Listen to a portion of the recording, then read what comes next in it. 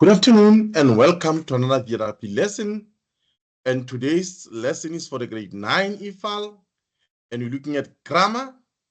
And the skill today, or the aspect of grammar that we are going to focus on today, is parts of speech.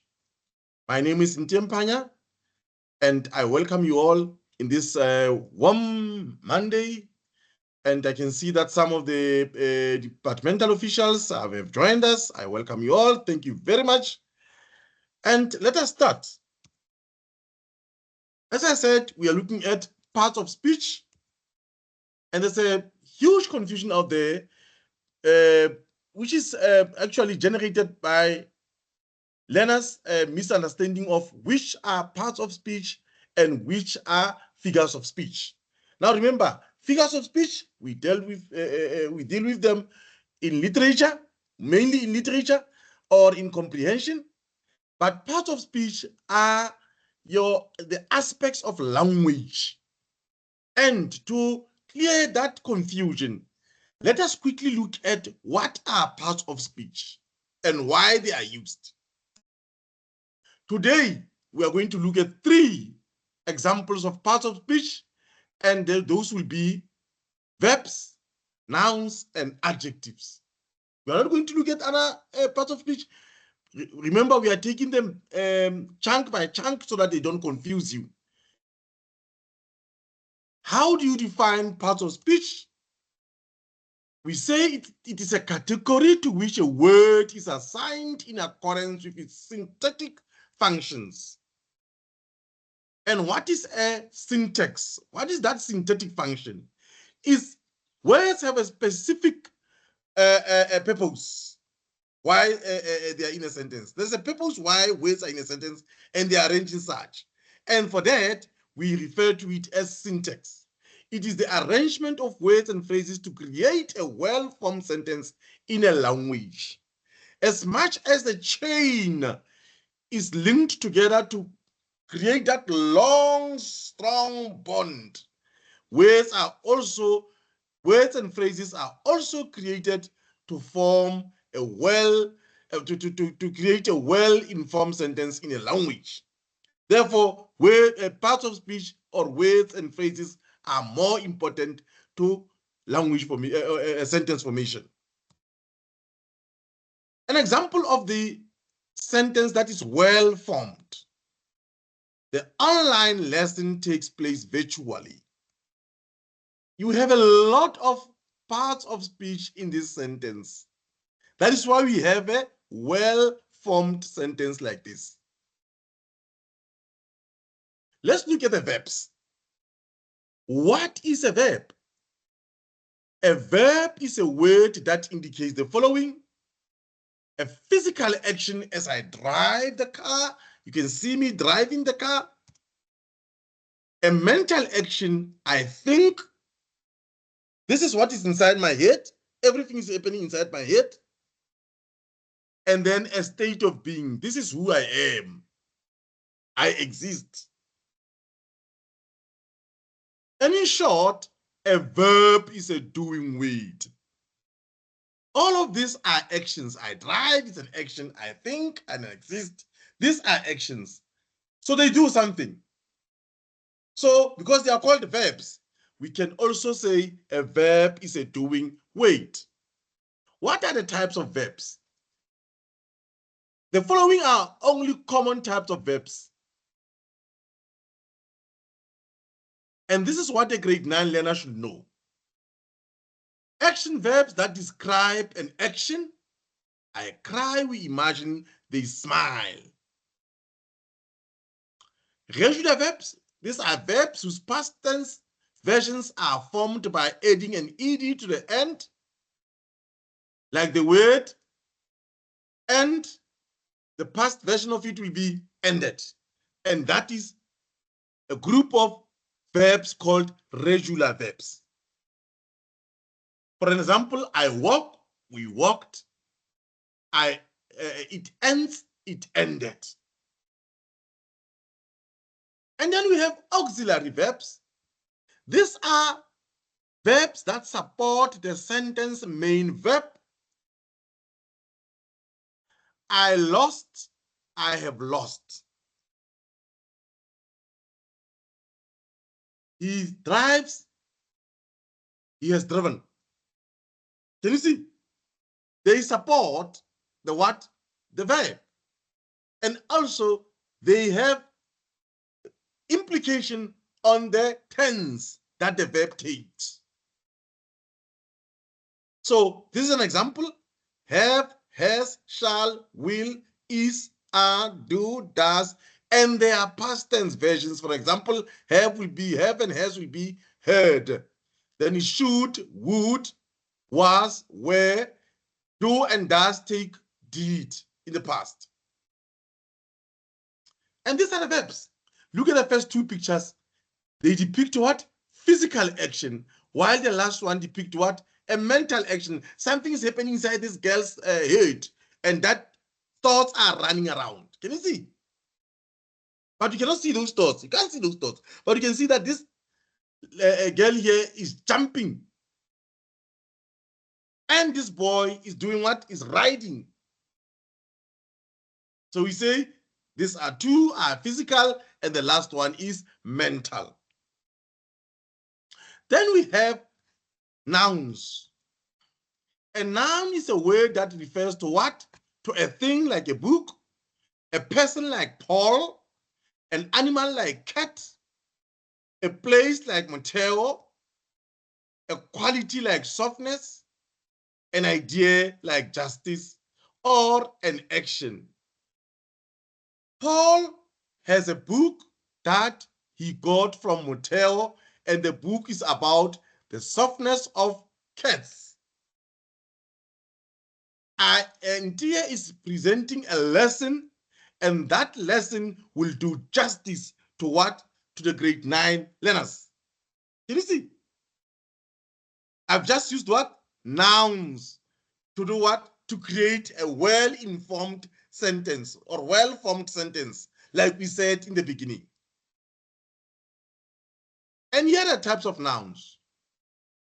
We have singular and plural nouns, book, singular form, books, plural form. Common noun, a baby. There can be many babies. So if you don't give a name to this baby, we just say so its common name is baby. So it's a common noun, baby. We have a proper noun, Paul. Paul can be a baby or a man or an old man, but to give that baby an identification, we give it a proper noun, Paul. Then we have Mateo. Mateo is a place, it's a region, therefore it's a proper noun for the region. We have collective nouns. When you see lions resting under the tree, we say that is a pride of lions. If you see trees grouped together, then we see that as a what? A forest. So it's collective. Collective means putting them together as a group, but sharing what? Common qualities and characteristics. Concrete nouns, these are nouns about something that you can see or touch, e.g. a book. Then there are abstract nouns that depict something that you cannot touch, but can feel it, e.g. cold. It's cold here. You cannot see coldness, but you can feel the effects thereof. Then we have compound nouns. Compound nouns actually are two nouns joined together by a what? By a hyphen. You see, we are now also touching on punctuation. So these are hyphenated nouns. They are called compound nouns. Empty-handed. One word made out of what? Two nouns. Northbound. Two words making one compound noun. These are the nouns. Look at a person, you can give this person different names. It's a he, it's a she, the mother, father, grandfather. Place, these are places. And then things, these are the things, and all things that fall under ideas are all mental. We cannot see them, we cannot touch them, but you can feel their effects. Then we go to adjectives as our last group of parts of speech. These are words that describe or give more information, or they modify a noun or another adjective. There are two ways in which you can use adjectives in a sentence. Firstly, there are adjectives that are usually placed before the nouns they describe. For an example, the shirt is very small. He completed difficult tasks. Can you see? The shirt is small. You have two shirts here, but both of them are small. But you can see that one shirt there is much smaller than the other. Therefore, even though the two are small, but we have a very small one. There are two tasks on the board, but you can see that the task on the right, let us struggle to complete it. Now we can deduce that that was a difficult task. Secondly, there are adjectives that may also follow the noun they describe. Remember the first example, they come before the noun. The second one, they follow the noun they describe. The game is exciting. This word excites describes the type of the game we are watching. Like the game yesterday, Nottingham Forest against Newcastle United. It was a very exciting game. English is fun. If you follow Mr. Osborne's videos, you'll always hear about this phrase, English is fun, or a sentence, English is fun. We have suffixes such as OUS, FUL, ISH, or able. That is usually given a particular purpose or character as an adjective. For example, a fish has poison. When you eat it, it becomes poisonous to you, and you'll get sick. You get help from people, but other people are helpful than others. This is a child, but the way he behaves, or this is a grown-up man, but the way he behaves, he becomes childish. And this is a project, because this project, everyone can manage to complete this project. The project becomes manageable. Look at this classical example of adjectives. Two green boards with numbers on them. However, for you to give the child or a learner correctly to which board he must go, then we have to add the two adjectives. On your left, it has got it has got question marks on it, meaning this girl has not completed it. Now, if you ask your class, which task do you think is difficult? Then they will give the answer as this task. Therefore, we are now able to describe that even though they are on the same board using the same color of the chalk, but this one is difficult than the one on the right, while this one is easier than the one on the left.